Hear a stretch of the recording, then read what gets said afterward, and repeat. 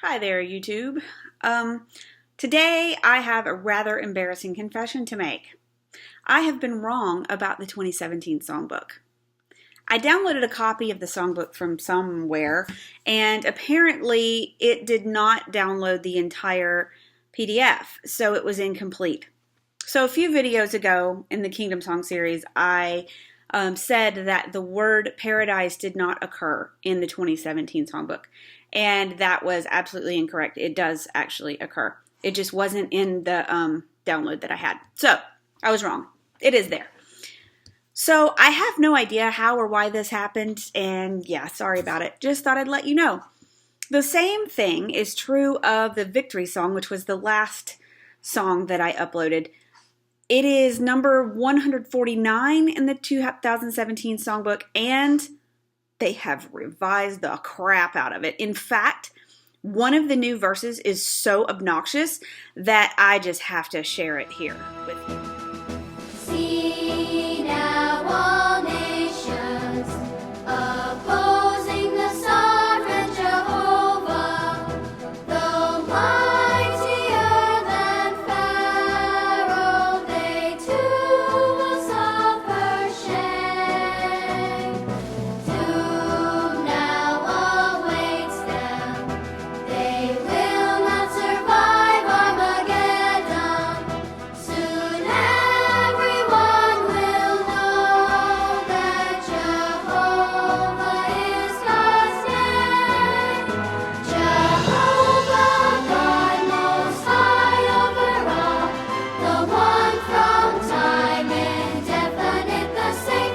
You soon will cause your enemies to fall and sanctify your holy name.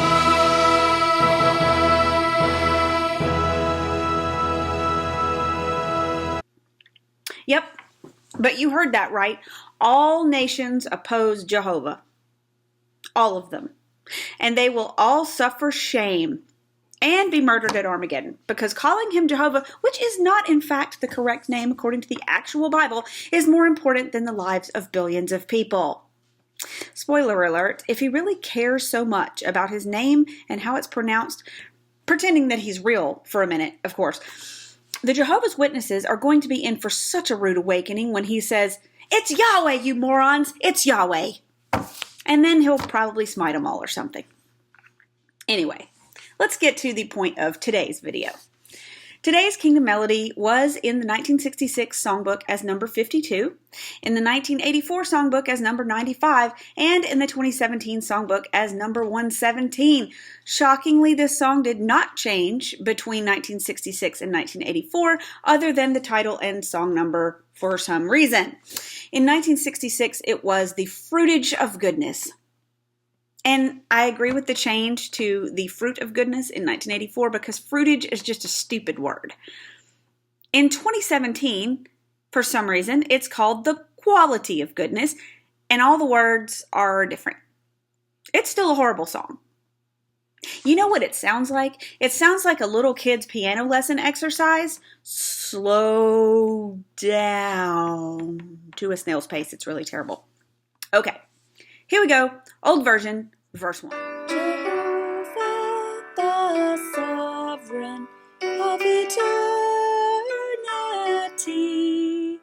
personification of goodness is he. Oh, personification of goodness.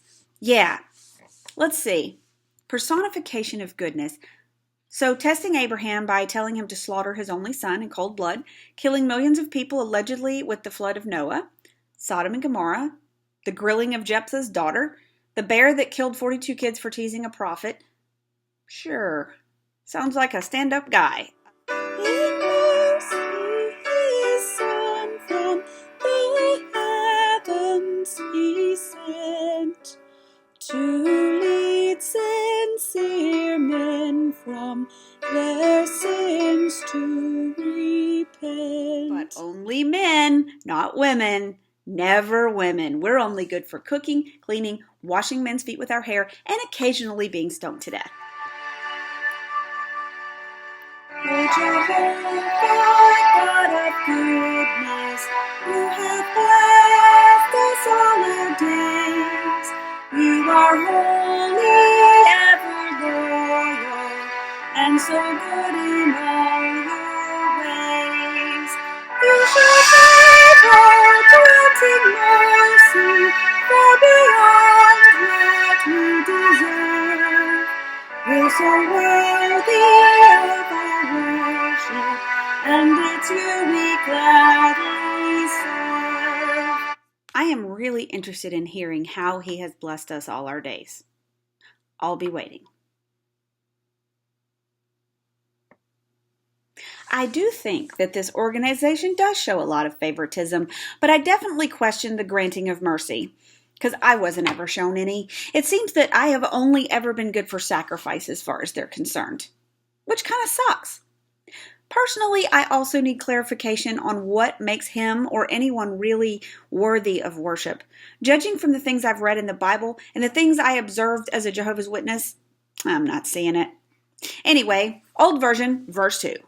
The goodness of God, how it helps men get free from Babylon's bondage of iniquity.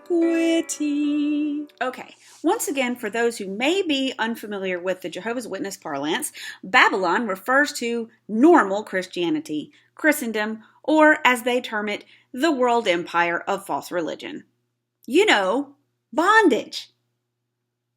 By bondage, they mean religions that allow members to choose their appearance, their friends, their spouses, and even what church they want to go to without destroying their families or threatening them.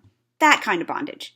But you want freedom, true Christian freedom, like the inability to keep naturally occurring facial hair, or to touch your own body, or to choose what you and your spouse want to do in the privacy of your own bedroom, or what medical treatment you need, or I should stop now, huh?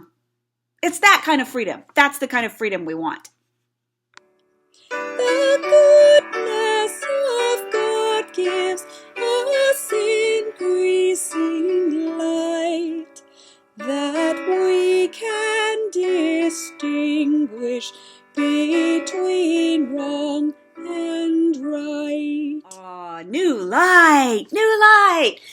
This is the justification that they use for changing their doctrine and their previously published written material to hide the fact that their prophecies have all been wrong since day one. Also, there's a missing word in this verse.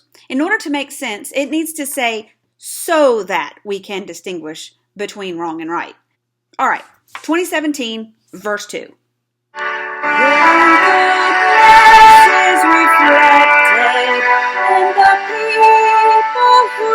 Choose, and the proof is in their conduct and the preaching of good news. Your own goodness is reflected in the people whom you choose. Well, that's interesting. Because see, when you leave the Jehovah's Witnesses or you dare to disagree with them, they will tell you that you weren't really chosen and Jehovah didn't really want you anyway. I've had plenty of people spit those exact words at me. So, another interesting point here, the proof is in their conduct and the preaching of good news. So what they're saying here is that the measure of God's goodness is the conduct of active Jehovah's Witnesses. These are the people who demonize and revile anyone who leaves or speaks out against them, in any way, no matter how small. These are the people who do not protect their children from pedophiles and refuse to hear the truth about what's happening within their own religion. These are the people who deny their children life-saving medical treatment, not to mention breaking up families and destroying relationships, all the while blaming the victims for it. Good news, my ass. Your good teaching, your good shepherds, their good fruit in many lands. May you grant us, Holy Spirit, and may goodness guide our hands. I hope this goodness guides their hands to pick up the freaking phone and call the police next time there are allegations of sex abuse instead of insisting on the testimony of 2 witnesses. Anyway, moving on. Old version, verse 3. Such goodness of God we would all imitate. This fruit of His Spirit we would cultivate. We need to be generous, pure, noble, and just, and always in God and Christ Jesus to trust. Yeah, I'm going to ask you not to imitate God's goodness as outlined previously, but being generous is okay.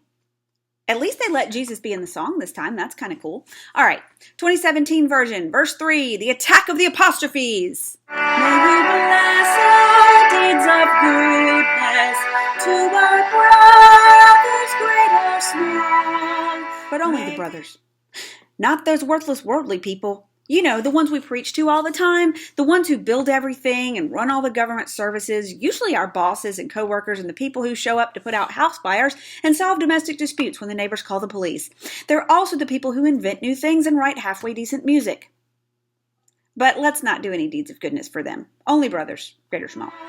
May we show them special favors as we work at good toward all. You better watch out with those special favors, too.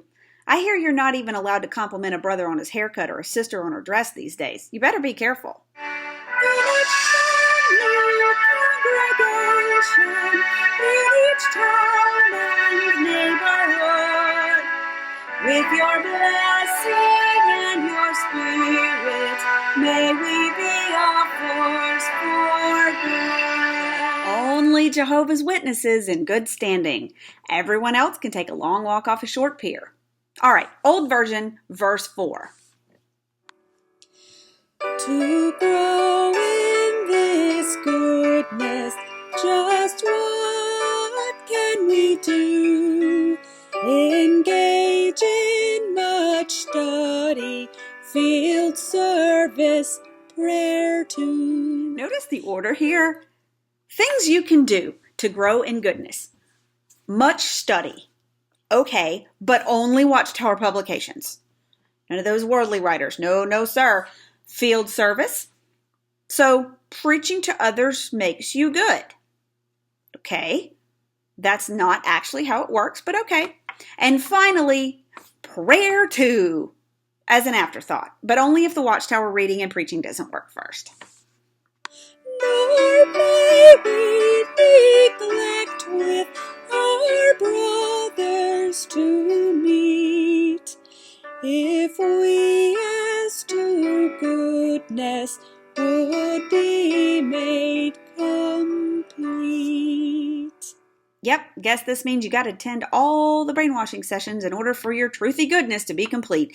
You wouldn't want to go around being only partially brainwashed, would you? No. And thanks be to all that is holy that the 2017 version only has 3 verses, because I cannot stomach another minute of this crap.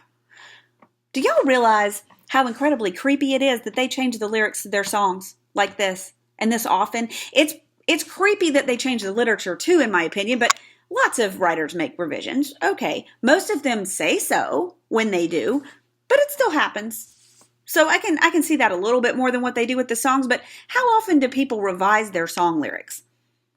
It's actually pretty rare, and when it happens, it's pretty notable. For instance, I'm thinking of Elton John's rendition of Candle in the Wind that he rewrote for Princess Diana. Not talking about the random individual who wants to write a parody or thinks they can make their own interpretation of a song or something. I'm talking about the actual copyright holders. We're talking about the people who try to sue anybody who uses their stuff. Changing the lyrics to their songs regularly, I think, is just weird and creepy. And you know, the longer I'm out, the weirder and creepier it seems.